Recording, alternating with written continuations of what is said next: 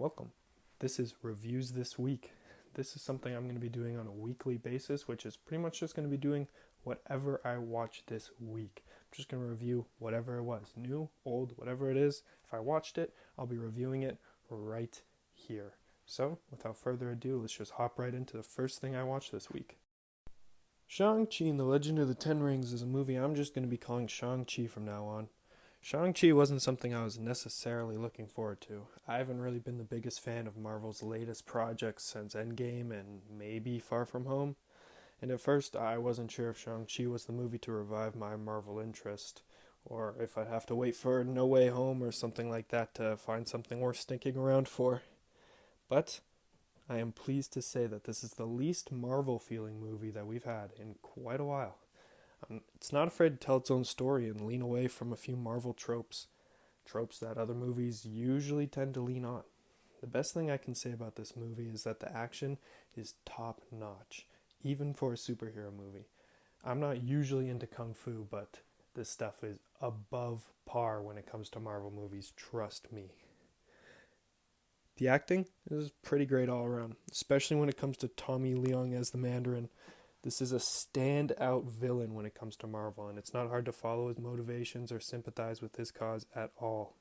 My biggest gripes with this movie really just come down to slow pacing towards the back end, flashbacks that take up a little bit too much of this movie, and an end fight that gets a little too fantastical for my taste. Now, I think my last point is a little bit subjective, but I just think a story that was so grounded and personal and an end fight that was also very, very personal should have stayed a little more personal instead of getting so big and grandiose. Don't get me wrong, the CGI for the most part in this movie is pretty good, especially towards the back half. Some early scenes you can tell where the green screen is and not, but towards the back half it definitely improves. If you've seen this movie, I think you know what I'm talking about. Besides that, I have pretty much nothing negative to say about this movie. I was pleasantly surprised by the story, the characters, the action, and I'm pleasantly surprised by the box office success it's been having. Hopefully Marvel continues to step away from the quote-unquote Marvel formula because this is a pretty good 7 out of 10 first step. Also this week, I watched Blue Velvet. Now, I'm a pretty casual David Lynch fan, if that's even something that exists, but I gotta say, Blue Velvet was pretty good. It kept my attention for pretty much the entire runtime, and the plot moved along at a pretty steady pace. The characters, overall, I'd say were really, really solid, and it was something I was surprised by, especially Dennis Hopper and Isabella Rossellini. Very, very interested anytime they were both on screen. All I have to add really is that the movie is pretty horny.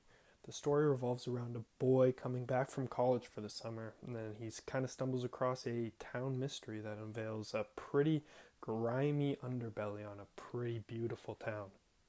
I won't go into any more detail because I basically knew nothing about the plot going in, and I would recommend the same to anybody else. I really have nothing negative to say about the movie aside from the fact that I think it might be a little low stakes in comparison to some other David Lynch projects, but that's totally counts to personal preference, and I might say the ending wrapped up a little quickly for me.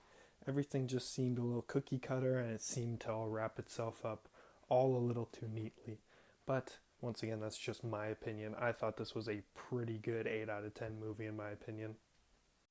But that being said, I can't imagine you clicked on this video to see my opinion on Blue Velvet, so let me know down below what you think of this movie if you've seen it. Lastly, I watched The Green Knight. Now, if you haven't heard, this is a movie about a knight searching for his honor. That's pretty much all I'll say because once again, I knew nothing about this movie going into it and I was very pleasantly surprised. A24 tends to bring it every time, and if you are a fan, this is another one for the bookshelf.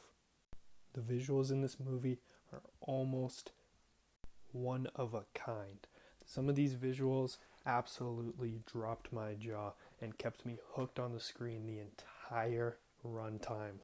Quite a few scenes I would simply just sit back and try to take it all in and try to remember as much as I could for later.